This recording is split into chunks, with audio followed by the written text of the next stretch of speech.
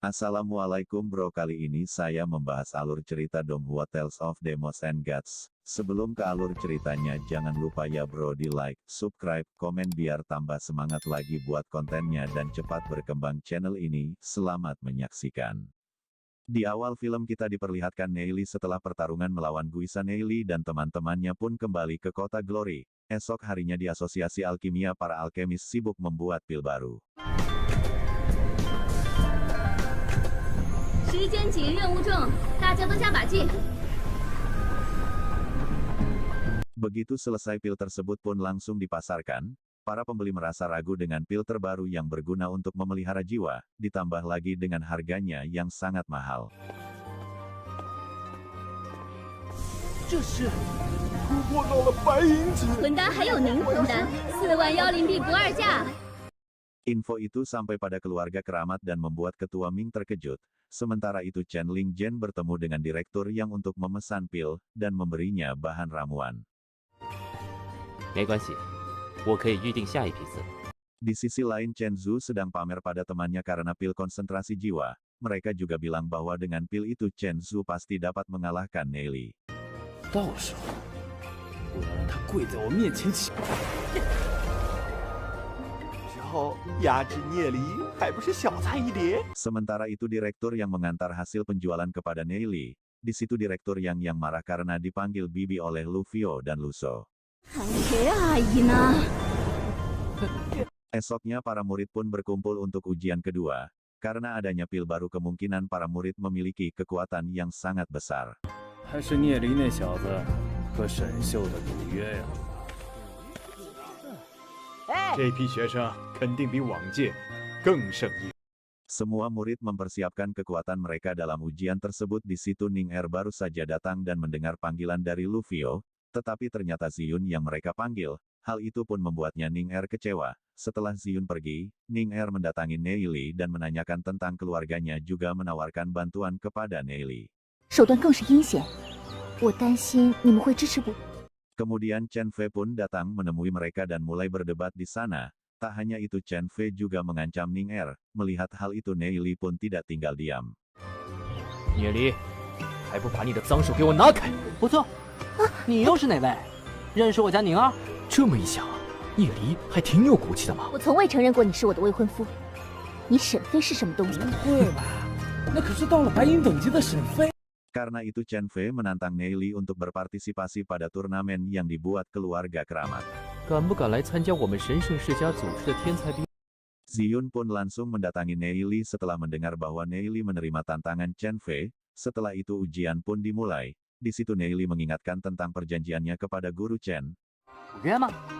你现在反悔可还来得及哦。 缓冲将学生的力量直接传导向仪器，终极班出了几个青铜2星的妖灵师。哇！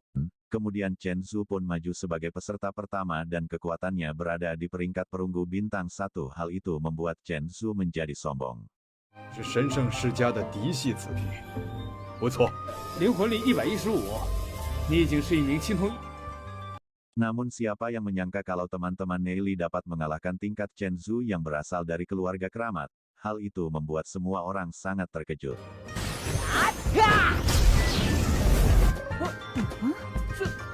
怎么可能？入飘，力量370。最后一次。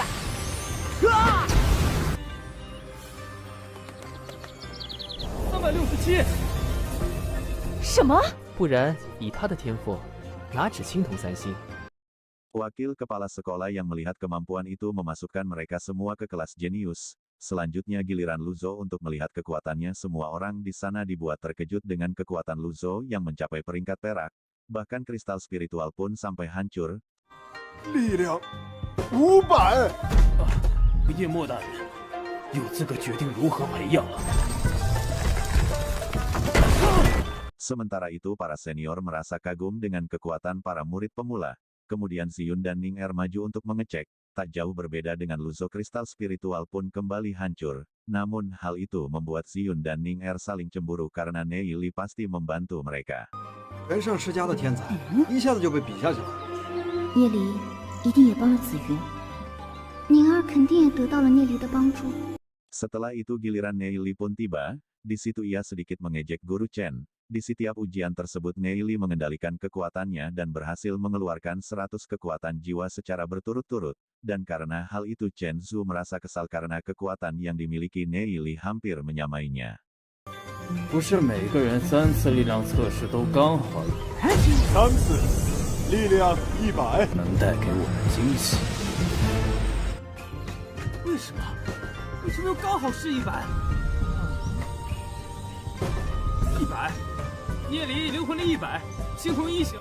Wakil kepala sekolah yang melihat kemampuan Neili memutuskan untuk memasukkannya ke dalam kelas jenius. Kemudian Guru Chen pergi menemui wakil kepala sekolah untuk mengundurkan diri. 既然如此，那我就不挽留了。 Setelah ujian itu selesai banyak murid yang mendatangi Neili untuk belajar padanya. 夜里，教我们修炼吧。对。 Karena ujian telah selesai para murid pun diizinkan untuk pulang ke rumah masing-masing. Dalam perjalanan Neili bertemu dengan Ning Er. Di situ Ning Er memberikan giok merah kepada Neili. 走了，保重。 Sebelum pergi Ziyun mengatakan akan menjadi kekasih Neili bila ia mencapai tingkat legenda, dan setelah itu mereka pun berpisah. 张叔，我们回家吧。 Dalam perjalanan Neili selalu memikirkan kota Glory dan keluarganya. Setelah sampai di desa, Neili lalu disambut oleh adiknya yang bernama Xiaoyu. Mereka lalu menemui ayah dan pamannya. 念离哥哥，小雨，伯伯，念离哥哥回来了。 哎，小李长高了。小雨要像哥哥一样，早点进入圣兰学院读书。 Ketika sampai di rumah Neili menceritakan bahwa ia telah mencapai peringkat perunggu dan berhasil masuk ke kelas jenius. 您刚测试过，我已经是青铜1星的妖灵师了。除此之外，我还被学院选中，进了圣兰学院的体。 Neili juga menanyakan situasi keluarganya.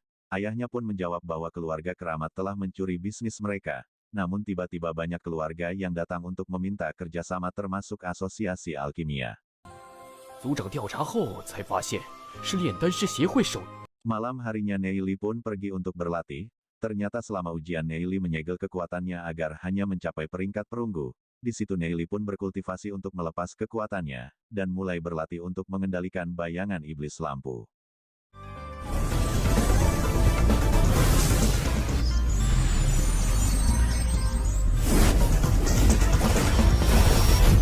总算成功了，痛死了！ Tak lama setelah itu Xiaoyu pun datang untuk menemui Neili untuk berlatih. Karena hal itu pun Neili berjanji akan mengajari Xiaoyu. 哥哥教小雨一门功法吧。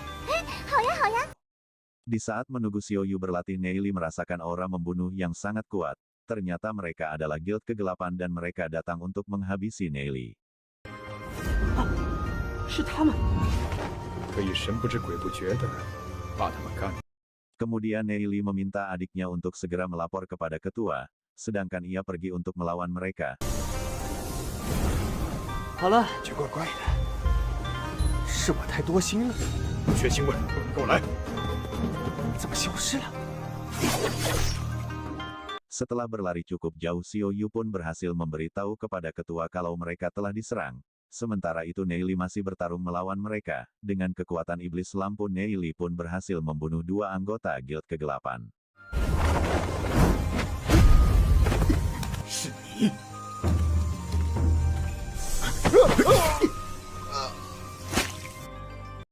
Di sisi lain ketua memanggil 2 anak buahnya untuk pergi membantunya. Sedangkan Neili masih bertarung melawan Yunhua, karena roh iblis yang digunakannya Neili pun benar-benar kesulitan.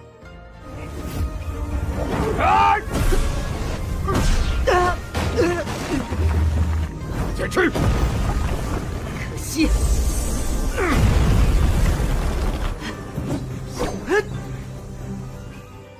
Di tengah pertarungan Yunhua merasakan kedatangan seseorang, dan dia pun memutuskan untuk mundur. 天痕世家的人来了，走为上计。 Setelah ketua datang Neili pun memberitahu kalau salah satu dari mereka berhasil kabur. Ketua pun pergi mengajar dan meminta Sofeng dan Sori untuk tetap bersama Neili. 另外2个死了，在那边躺着。我去这。 Mereka kemudian mengurus mayat tersebut. Melihat peringkat 2 orang itu yang ada di dekat perak mereka pun menanyakan apakah Neili yang mengalahkannya. 2个人都是白银级。什么？ Namun Neili mengatakan bahwa itu bukan ulahnya dan memberitahu kalau orang misterius yang telah melakukannya. 那个神秘强者到底是什么人？ 我只是和他们周旋了一下，他们是怎么死的？ 及毙命，伤口痕迹也很奇怪。 Mereka pun memutuskan untuk membawa mayat tersebut menghadap kepala keluarga. Saat itu mereka mendengar suara dan membuat mereka waspada. Ternyata itu adalah Xiaoyu. 没事。 Bagaimana kelanjutan Donghua ini ditunggu ya di part 8? Kalau kalian suka dengan Donghua ini jangan lupa ya di like, subscribe, komen dan biar channel ini cepat berkembang. Makasih. Waalaikumsalam warahmatullahi wabarakatuh.